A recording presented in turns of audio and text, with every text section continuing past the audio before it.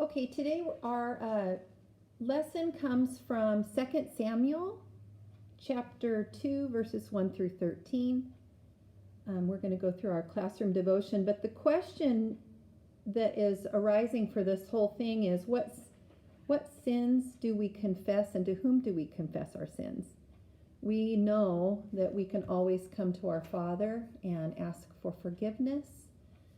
Sometimes in certain churches, we can actually go and confess to a pastor if we need to get it off of our chest, because sometimes telling God alone sometimes doesn't feel good enough. So I'm going to tell you guys a little story about a girl named Nyla and the situation that she had going on at home. Hi, my name is Nyla. I want to tell you about a big secret I had. I feel better now, but last week it was eating away at me. It started when I wanted to wear my mom's favorite necklace. It is the one my dad gave her 5 years ago on their 10th wedding anniversary. I liked the necklace too. It has a gold chain and a pearl pendant. It seemed so elegant, so I asked my mom if I could wear it to Isabella's birthday party. No, honey, she said. Oh, I want to wear the necklace so bad. Please, Mom? Then I thought, I'm just going to sneak it out of my mom's jewelry box for the afternoon. She'll never find out. I think you can guess what happened next. When I was taking the necklace out of the box, it snagged and it caught and it broke. Instantly, I knew I was in big trouble. So I stuck it back in the box and hoped that Mom wouldn't find out what I had done. I was lucky. She was surprised when she saw that it was broken, but she didn't think anything to do with me. She had to take it to the jeweler's to get it fixed. I felt so guilty. If only I could forget about it, but I couldn't. Every time I saw her wearing the necklace, I wanted to hide. Only when I told my mom the truth and she forgave me did the guilt go away. Boy, did I feel better then, knowing she loved me and forgave me. That is how God's love and mercy works. Until we admit our sin, we are on our own.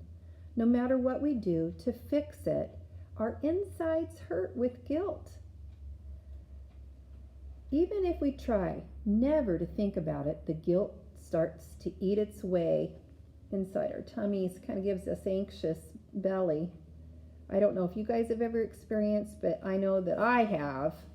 And it's best to try to never ever have a habit of having those little white lies, because those little white lies, you remember, they'll add up and they'll catch up with you. But God sent Jesus to die for our sins.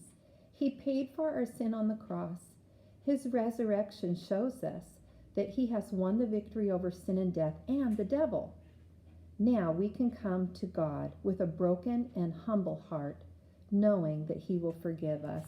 So that's really wonderful news that we have, that Jesus will forgive us of our sins. And so if we have anything that's harsh on our hearts, we need to make sure that we come to the Father and ask him for forgiveness. And guess what?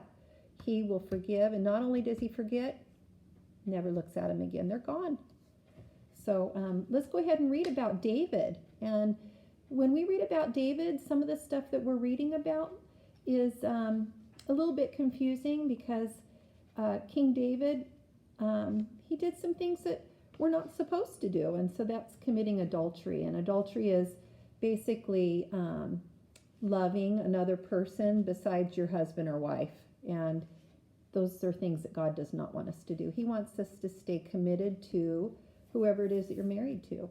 That's the person that you are committed to, and that's the person that you stay with. And so David finds himself in a situation where not only does he feel that he sinned against his wife, but he's also feels that he sinned against God. So go ahead and read 2 Samuel 12, 1 through 13, and kind of figure out, what did David had to do?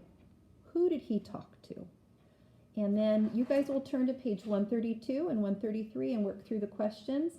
I will scan the answers and upload them onto Seesaw tomorrow. So tomorrow you'll be able to check your work before you move on to our next Bible study. All right. I love you guys and have a great day.